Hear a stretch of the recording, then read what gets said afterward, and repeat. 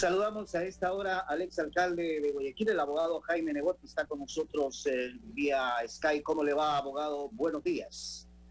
Gusto saludarlo y un gusto saludar también a los televidentes de Telerama. Bienvenido. Anunciadas las medidas del presidente de la República, en términos generales o de manera macro, para ir un poco ubicándonos en cada una de ellas, si es que el tiempo nos da en lo posible, pero lo más esencial, ¿cuál es la lectura que usted le da, abogado Nebot, a todo esto? La lectura que yo le doy es la siguiente. Primero, yo voy a hablar de conceptos, no de cifras necesariamente, porque el presidente no ha fundamentado las suyas. No estoy diciendo que estén mal, pero no puedo decir que están bien. Segundo, hay una precisión también importante. Todo lo que ha resuelto hacer no tiene nada que ver con ninguna de las dos leyes que se aprobaron, la una bien y la otra de manera bastante cuestionable. Entonces, eso demuestra que se pudo gobernar vía ejecutivo 3 años antes y no se lo ha hecho. Muy bien. Hay ciertas cosas con las que estoy de acuerdo y unas con las que definitivamente no estoy de acuerdo. Si quiere, vamos a hablar primero. No estoy de acuerdo con el asunto de la alusión equivocada a la ley de ordenamiento de las finanzas públicas. No estoy de acuerdo con la reforma laboral, no porque no sea necesaria, sino porque es una reforma que no está bien planteada, al punto que está cuestionada tanto por el lado de los trabajadores que quieren hacer paros y reclamos, como el de los empresarios que en algún grado quieren ir al Tribunal Constitucional. Y tampoco estoy de acuerdo con la alusión a que la deuda externa ha sido bien manejada. ¿Con qué estoy de acuerdo? ¿Cómo no estarlo?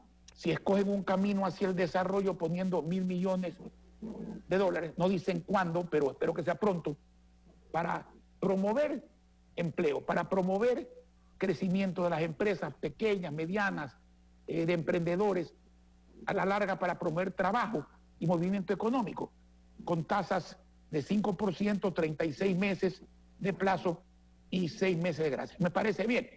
También estoy de acuerdo que por fin hayan entendido que esa fórmula de Petroecuador para fijar el precio de los combustibles había que derogarla, porque esa fórmula es tan injusta que, por ejemplo, hoy día, salvo que ya hayan cambiado lo que dijo el presidente que iba a cambiar, estamos subsidiando nosotros los combustibles que debían haber bajado porque bajó el petróleo y se están vendiendo en el Ecuador a un precio mucho más alto. Dicen que van a derogar esa fórmula, que van a poner una libertad de importar y que a consecuencia de eso, en forma inmediata, el diésel, que es un factor de producción, bajaría a $1, mientras el petróleo esté bajo, y la gasolina a 1.75, que no ha bajado tanto como debería bajar. Pero en fin, el concepto es un concepto desarrollista, un concepto adecuado. No dijo nada el presidente, y esto lo hago notar, de la focalización del subsidio, porque hay momentos en que no hay subsidio, pero vamos a suponer que mañana se eleve tanto el precio del diésel, por ejemplo. Tiene que existir en ese momento un subsidio focalizado para el transporte urbano, agricultor mediano y pequeño, ganadero mediano y pequeño, pescador artesanal, la gente del gas, de la bombona, y también para el exportador, que para competir necesita esa compensación para generar empleo y generar divisas. También estoy de acuerdo en la reducción porcentual del tamaño del Estado, pero no sé. Y ese es un problema serio ahí, digo yo, porque se puede anunciar, se puede decir, abogado Nebot, pero hay que ponerlo en práctica, porque también nos dijeron hace algunas semanas o meses atrás que iban a reducir el tamaño del Estado, a fusionar empresas, pero ¿y la gente dónde está? Pues siguen ahí mismo laborando. Con justo razón y derecho, el periodista y entrevistador me interrumpió usted cuando iba a preguntar lo mismo. Es decir, ¿cuándo? ¿En qué porcentaje se va a reducir? ¿10%, 15%? ¿En qué área se va a reducir? Creo que la supresión de una serie de oficinas públicas que no hacen nada es correcta, en cuanto no sea supresión del membrete o fusión del membrete, sino de las personas innecesarias. Eso me parece bien. Me parece bien que en la Cancillería se supriman nombramientos que hoy día no se justifican, porque ¿qué justifica hoy día en el mundo moderno un diplomático? La promoción del país, la venta de los productos del país. la generación de turismo hacia el país. Y el que no haga nada sino ir a cócteles, pues, señor, no estamos en época de brindar cócteles mientras unas personas no tienen para comer. De manera que más o menos en eso estoy de acuerdo. Creo yo que es un camino de crecimiento, es apuntar al crecimiento y apuntarlo sin impuestos. Y eso me parece correcto. Ahora, desacuerdo, ya le he dicho en qué estoy en desacuerdo y si tenemos tiempo le digo por qué. Ahora, hay un tema y fundamental, entiendo yo, que es la jornada laboral del sector público que se reduce en 2 horas y que también va a reducirse el salario en más o menos 16,7% de por lo que se va a desarrollar. En ese sentido, ¿cuál es el propósito que se busca ahí?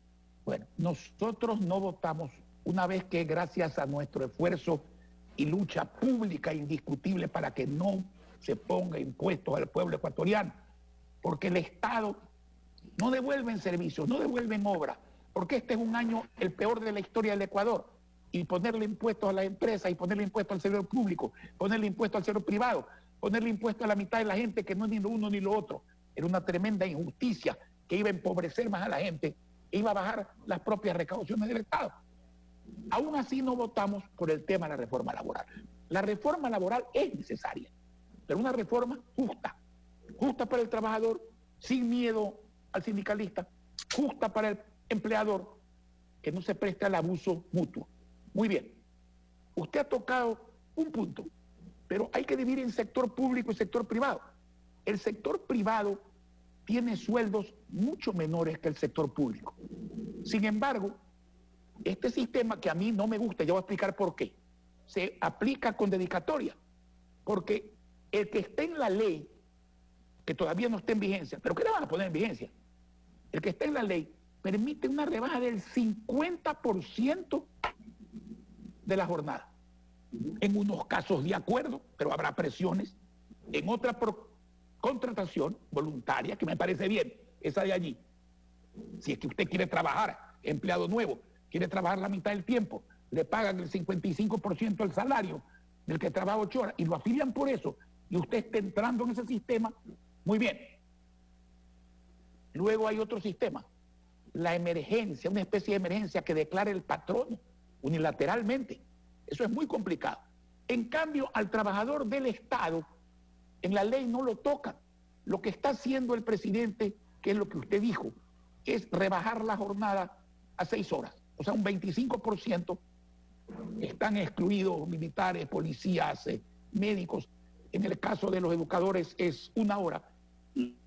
Pero eso lo hace en función de la ley de emergencia.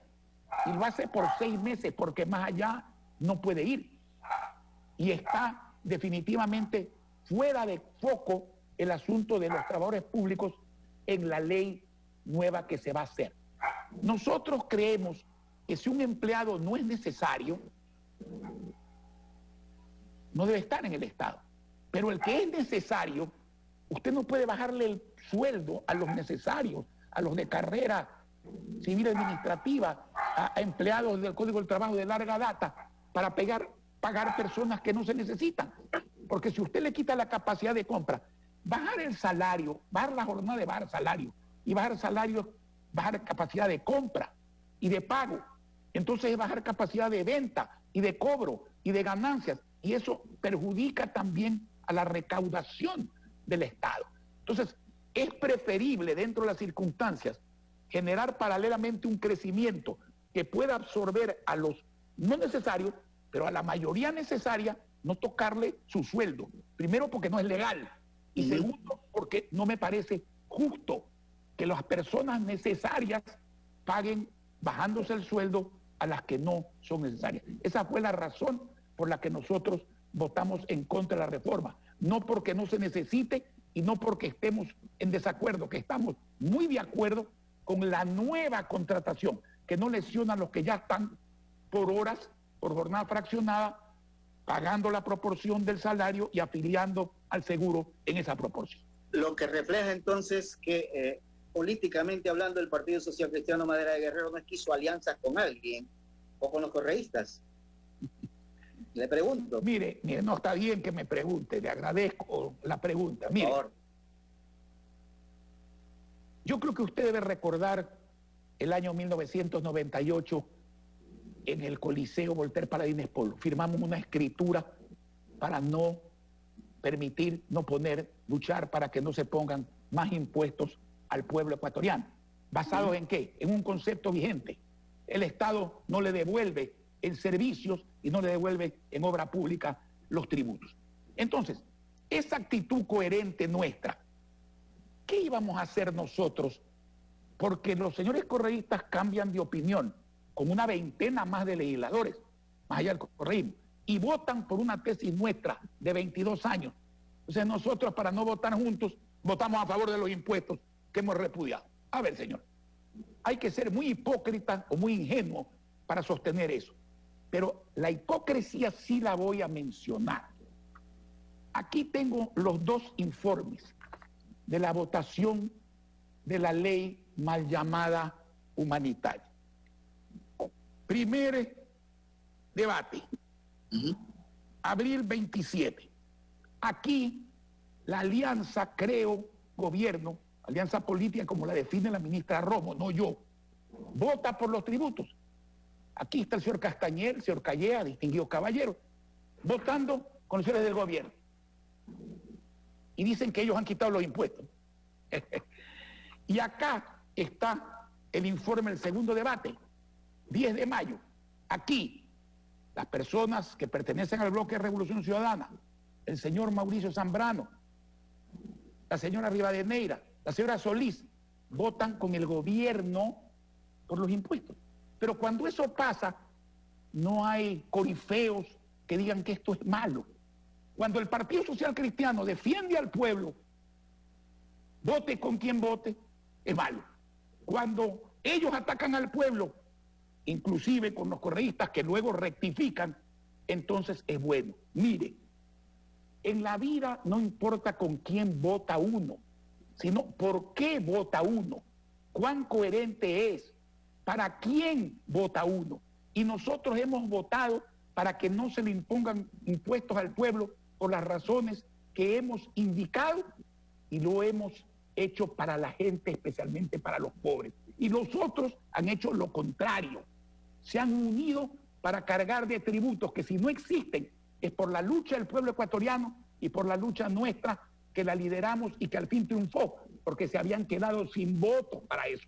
Como se quedaron en la ley del ordenamiento, entre comillas, de las finanzas, porque no tuvieron los votos para sacar adelante el artículo 2 y 3, que legalizaba el abuso contra el seguro, que legalizaba el abuso contra los municipios y los GATS.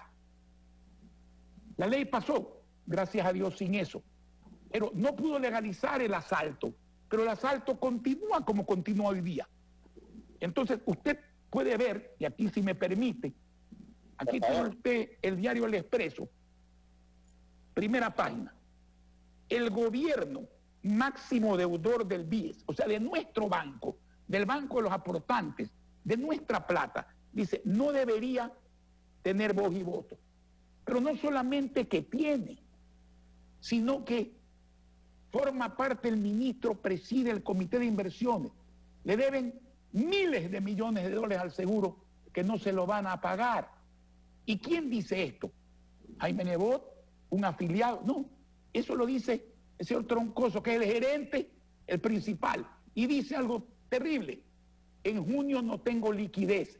Eso que se quiso legalizar, no se pudo legalizar, pero se quedó en que se permite, como se permite que no devuelvan el IVA a universidades, a exportadores, a municipios. Y eso está muy mal. Por eso votamos en contra de esta ley.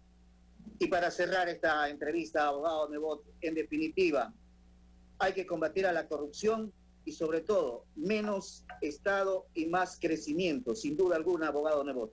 Definitivamente, menos Estado, más crecimiento. No impuestos, no a la pobreza. Esa debe ser la fórmula. Y una última aclaración, si me permite, muy rápida. Por favor. Aquí se ha dicho que nosotros no queremos que se pague la deuda externa. No, señor.